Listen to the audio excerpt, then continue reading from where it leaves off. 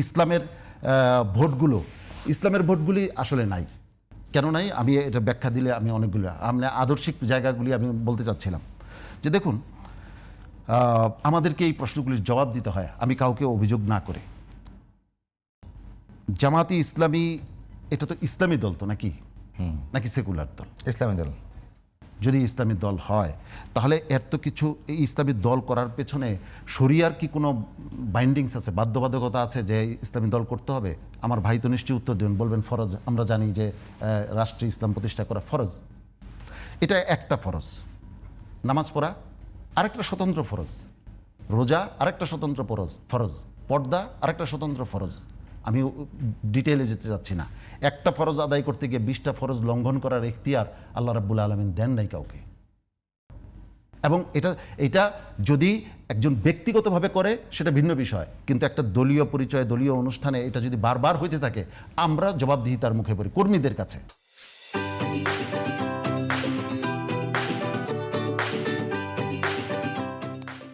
আমাদের কোনো উত্তর থাকে না। আসে আরেক জায়গায়, উনি চমৎকার বলেছেন আমার ভাই, মদিনার রাষ্ট্রের বিধানগুলি ধাপে ধাপে বাস্তবায়ন হয়েছে। আমার ভাইকে একটু স্মরণ করিয়ে দিই, আমার চেয়ে ভালো জানেন ভাই। মক্কার কাফের আবু জাহাল, আবুল আহাব, উতবা, সাইবা তারা এসে আল্লাহ রাসূল সাল্লাল্লাহু আলাইহি ওয়াসাল্লামকে প্রস্তাব দিয়েছিল, আপনি কিছু কম্প্রোমাইজ করেন, আমরাও কিছু কম্প্রোমাইজ করি। আপনাকে আমি রাষ্ট্রের নেতা বানিয়ে দিব, আপনাকে অর্থ মন্ত্রণালয়ের দায়িত্ব আপনাকে দেব, মানে বাইতুল মালের দায়িত্ব আপনি পাবেন। তৃতীয় নাম্বার, আপনার চিকিৎসা ব্যবস্থা করা হবে বা সুন্দরী রমণীর ব্যবস্থা করা হবে। দুইটা বর্ণনা আছে। এই 3টা অফার রাসূল সাল্লাল্লাহু আলাইহি সাল্লামের কাছে দিয়েছিল। রাসূল সাল্লাল্লাহু আলাইহি সাল্লাম সেখানে ভাবতে পারতেন যে আমি আপাতত কম্প্রোমাইজ করে ক্ষমতায় গিয়ে ধাপে ধাপে আমি এগুলি বাস্তবায়ন করব। আল্লাহ জানেন এরকম পরিস্থিতি সৃষ্টি হবে। সেইখানে রাসূল সাল্লাল্লাহু আলাইহি সাল্লাম একেবারে কোরআনের আয়াত নাজিল হয়েছে, তোমার দিন তোমার কাছে, আমার দিন আমার কাছে। আল্লাহ রাসূল সাল্লাল্লাহু আলাইহি সাল্লাম একেবারে প্রত্যাখ্যান করে সরাসরি মানে তার আদর্শ বাস্তবায়নের কথা সুস্পষ্টভাবে উল্লেখ করেছেন। এর দ্বারা প্রতীয়মান হয় আমি শরিয়ার বিধানগুলি বাস্তবায়ন করতে পারি ধাপে ধাপে, কিন্তু আমাকে ঘোষণা থাকতে হবে যে আমি শরিয়ার আইনকেই শ্রেষ্ঠ আইন মনে করি। শরিয়া কি কোনো লুকোছাপার আইন? আচ্ছা, এই বিষয়ে ভাই শরিয়া কি কোনো লজ্জার বিষয়? অনেকগুলো প্রশ্ন তুলেছে, যদি বলেন। জি, আপনাকে ধন্যবাদ। আমি শেষ দিক থেকে শুরু করতে চাই, তা না হলে অবশ্যই। ভাই বলেছেন আদর্শিক দৃঢ়তা। আদর্শিক দৃঢ়তা জামাত শিবিরের ছিল বলেই বিগত ফ্যাসিস্ট আমলে আমাদের নেতৃবৃন্দ ফাঁসির মঞ্চে গিয়েছেন, আপোষ করেন নাই। তখন আমরা বাংলাদেশের বহু মানুষকে আপোষ করতে দেখেছি, নিরাপদে থাকতে দেখেছি। কারা কিভাবে করেছে নাম বলতেও চায় না, কোনো কিছুই করতে চায় না। বাংলাদেশে যদি আদর্শিক দৃঢ়তার কারণে ক্ষতিগ্রস্ত দল হয়, সবার আগে বাংলাদেশ জামাত ইসলামীর নাম থাকবে। এবং আমাদের নেতৃবৃন্দ ফাঁসির মঞ্চে যাওয়ার সময় ভি চিহ্ন দেখিয়েছেন, কোনো জায়গায় আপোষ করেন নাই। 2 নম্বর, আমি যেটা বলতে চাই যে ভাই খুব করে বলেছেন যে উতবা, সাইবা, মুগীরা তারা অনেক প্রস্তাব দিয়েছে, সেই প্রস্তাবগুলো আল্লাহ রসুল সাল্লাল্লাহু আলাইহি সাল্লাম প্রত্যাখ্যান করেছেন। হ্যাঁ, প্রত্যাখ্যান তো আমরাও করেছি। আমরা যদি ইন্ডিয়ার মানে পরামর্শ, তারপরে হচ্ছে আওয়ামী লীগের পরামর্শ যদি মেনে নিতাম, তাহলে তো বাংলাদেশে আমাদেরকে এই পরিস্থিতিতে পড়তে হতো না। একটা বিশাল কিছু আমরা হারিয়ে ফেলেছি। যে রত্ন আমরা দেলোয়ার হোসেন সাঈদীর মতন মানুষকে হারিয়েছি, এগুলো তো আমাদের হারানোর প্রয়োজন হতো না।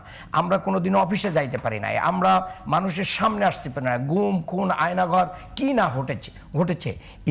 এই ইতিহাস তো আমাদেরই রয়েছে, এই ইতিহাস আর কার আছে? ইসলামী আন্দোলন এখান থেকে অভিযোগ করে বের হয়ে গিয়েছে। অনেকগুলো আরও ইসলামী দল কিন্তু এখনও এখানে আছে, এবং ইসলামী দল সহ অন্যান্য যত দেশপ্রেমিক দল এখানে আছে, যুক্ত আছে আমাদের ভিতরে এখনও 10 দল।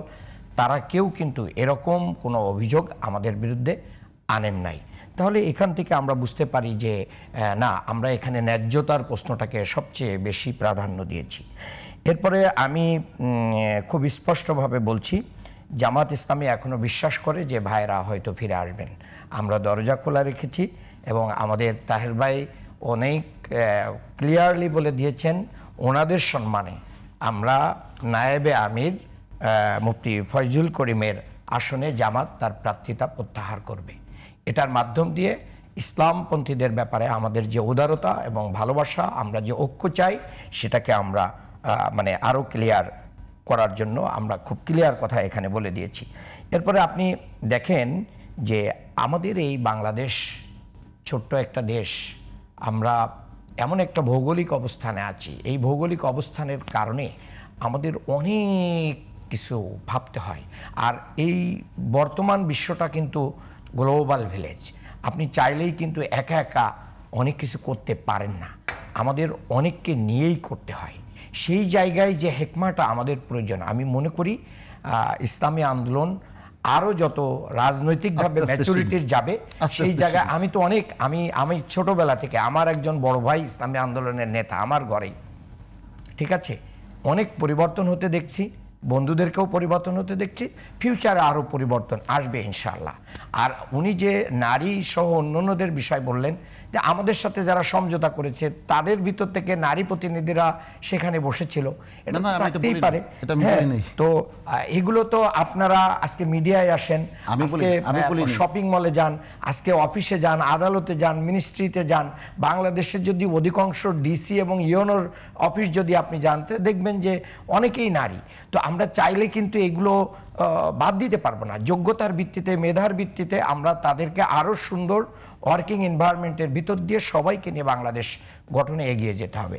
আমরা শরিয়া থেকে এক চুলো বিচ্যুত হয় নাই, আমরা হবও না, কিন্তু আমরা শরিয়ার কনসেপ্টটাকে আগামীর যে গ্লোবাল ভিলেজের যে এনভায়রনমেন্টটা রয়েছে, এই এনভায়রনমেন্টটা আমাদেরকে কিন্তু ওয়েলকাম করতে হবে, এবং এখানে কিন্তু আমাদের একটা হেকমার প্রয়োজন আছে। সেই জন্য আমরা বলছি আমরা ওয়েলফেয়ার স্টেট চাচ্ছি।